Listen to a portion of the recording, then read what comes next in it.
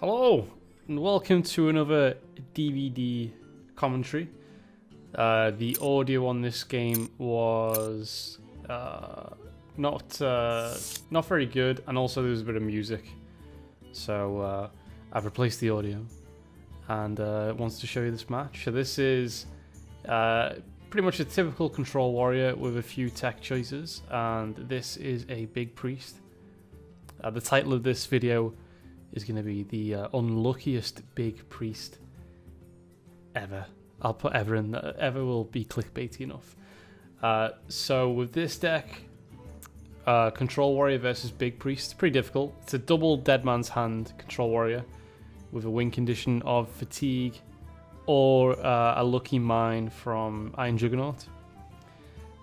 You don't need Marin the Fox to get the wand in order to win most matches. You just do it through either Bran Oracle, overdrawing some key cards, or just simply surviving long enough. So this match is typical big priest versus warrior. Not much going on. I equip the weapon with coin and then play Acolyte to draw a card. I want to try to draw as many cards as possible before this priest starts to get his big minions out. So he rightly does a little pain on that there to prevent me. But hey ho, I have another Acolyte and a Whirlwind. Turn 6, if they don't have Barnes, turn 6 is normally a Shadow Essence play. And as you know, this is called Unluckiest Big Priest ever. So what's his first Shadow Vision gonna pull? Spoiler.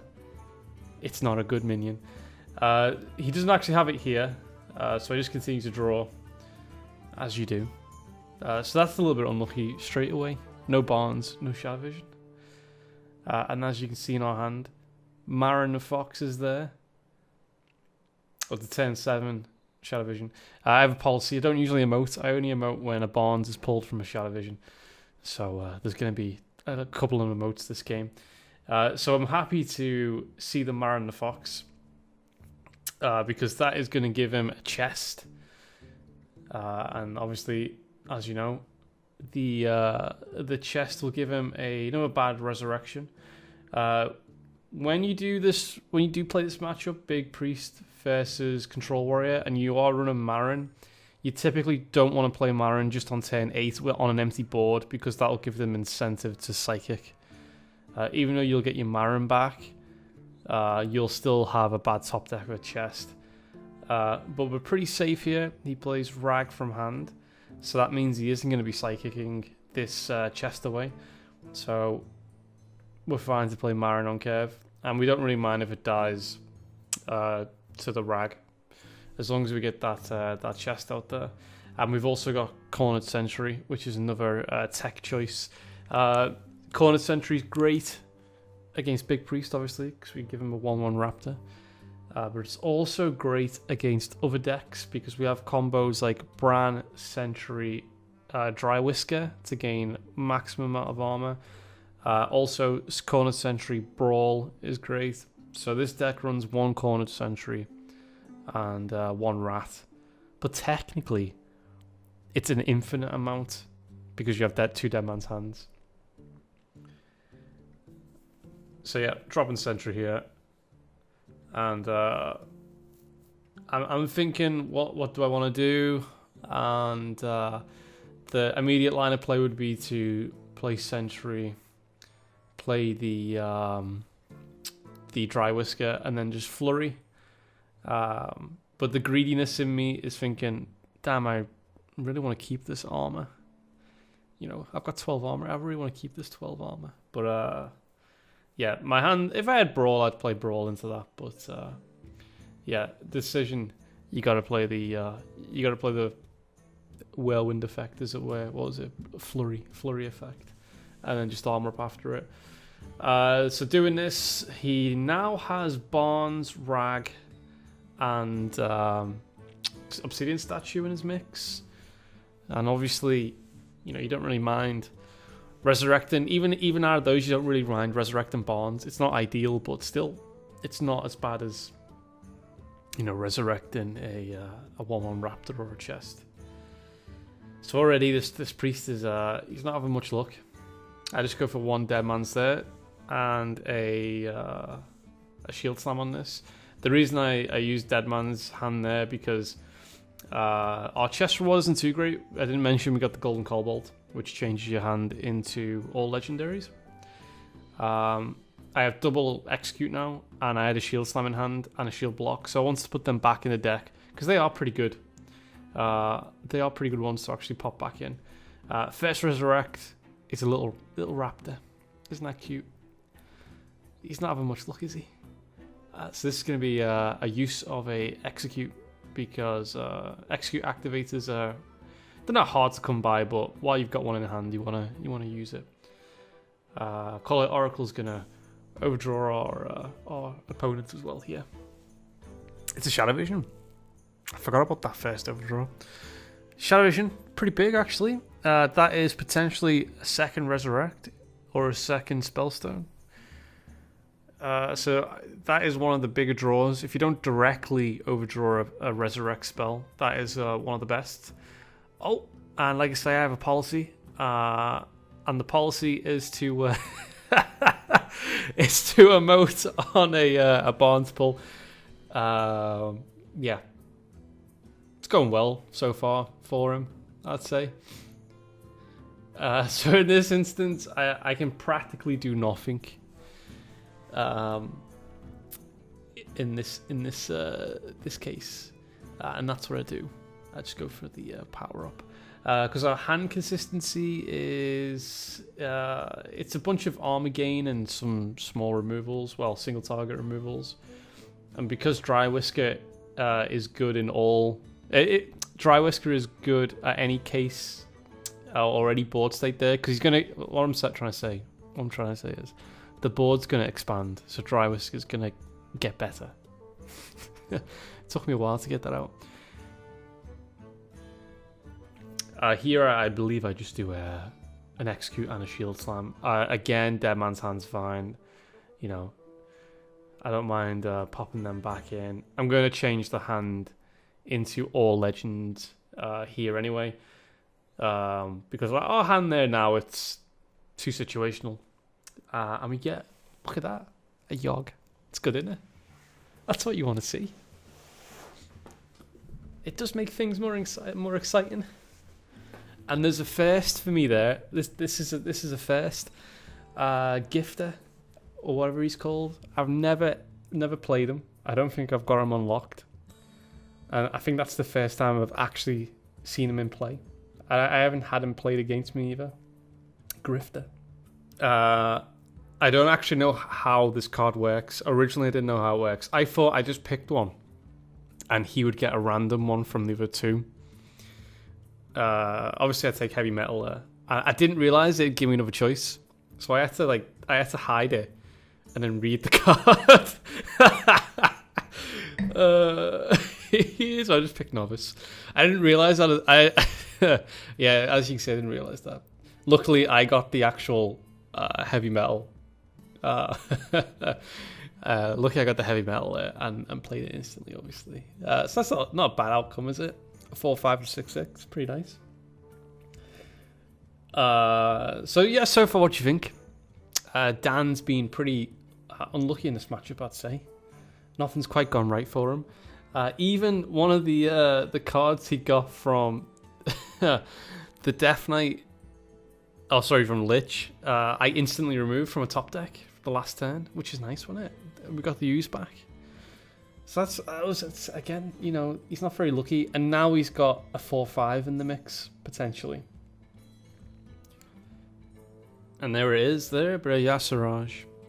And I think it pulls Barnes. No, the Cobalt. Sorry, the Cobalt. Can you consider that unlucky?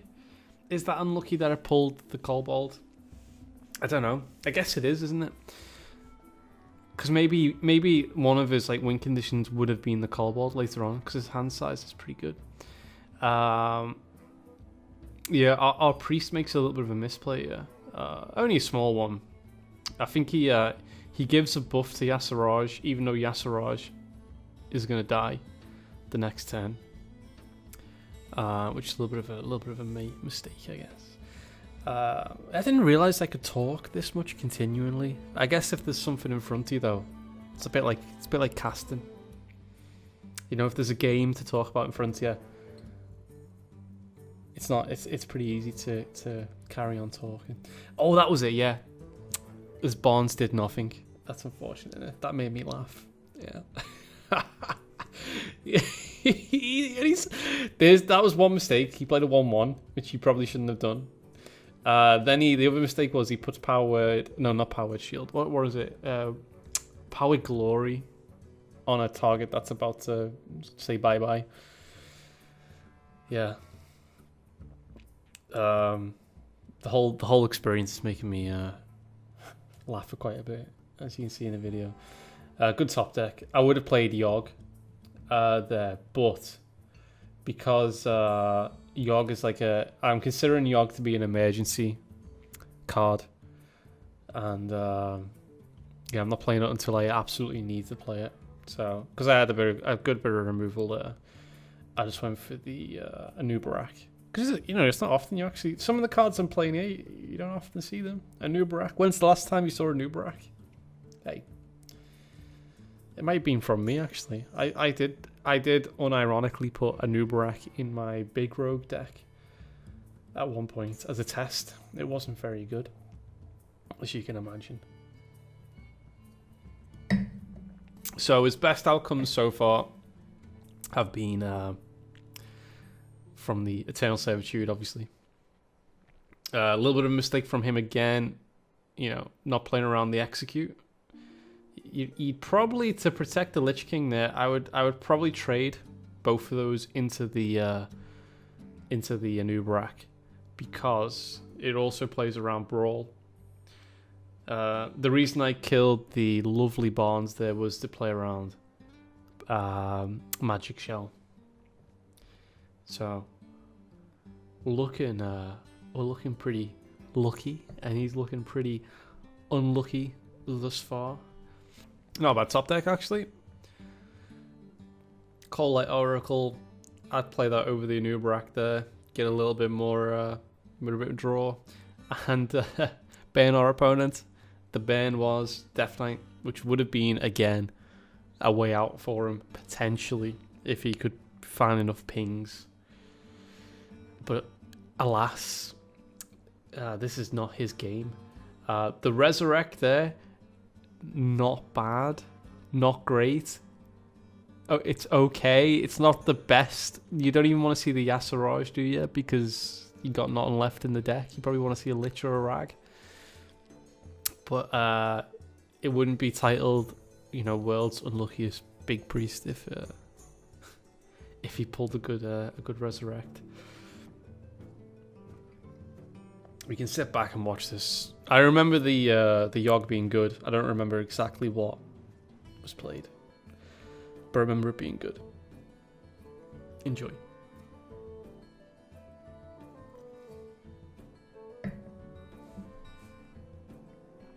I'm drinking wine, by the way. If that's a noise you can hear. Oh, it's a nice heal wave. Where's it gonna land? It's not on my face. It's a bit selfish, that Yogg.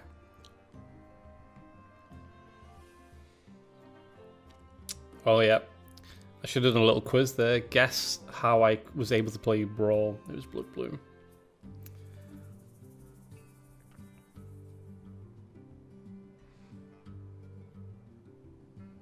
Excellent directional on the spells there as well. Very good. So yeah, there's the finish of Yogg. As you can see there, a little bit of attack damage, a little bit of armor. Throws the board. Lots of card generation with our beasts and infest. So we were going to get a lot of beasts there. Preemptive, well played there as well from our opponent. I did actually think he was going to concede here. But he does have another Spellstone, or he should have another Spellstone in his list, so he obviously carried on. I mean, this is one of the better ways, I think, to combat Big Priest, is to give them useless cards, or not useless cards. Well, they are useless. but to give them like tokens, stuff that they generally wouldn't like. Warrior's pretty good for doing that, and warrior combats other deck archetypes if you can run rat and stuff like that in your deck. It combats the likes of Mecha Cthulhu Lock, or just like in general like Cube Lock and stuff like that. Does okay against mid-range and aggro decks, so yeah, I recommend. I mean, I wouldn't recommend this list entirely because I'm running Iron Juggernaut for a bit of fun, stuff like that. You could modify it in different ways, but it does a good job against Big Priest. It puts the emphasis on luck, a lot of luck, because if you give them cards that they don't want to resurrect, it comes down to 50-50s essentially with resurrect and later on spellstones. But it worked out this game, and a lot of the time if you're playing Control Warrior versus Big Priest, you're going to overdraw I'd say on average 2 to 3 cards. If you're pretty lucky and you get Brand Call like Oracle, you can push it up to maybe like 4 or 5 cards overdrawn. Big Priest typically has a full sized hand. Oh, icing on the cake, by the way, the last spellstone. It's a lovely looking spellstone. At this point, I think the Priest has lost. I'll say Dan. Dan has lost the will to live. I believe that well played is a concede well played. I hope you like that. I know a lot of you enjoy watching Big Priest squirm a bit. I don't mind the deck. I just don't like Resurrects. I don't mind Barnes. I just don't like the cost of Resurrects. I'd like them to increase Resurrect to like 4 mana and Eternal Servitude to like 6 mana. I think that would help a little bit, but I'll see you later.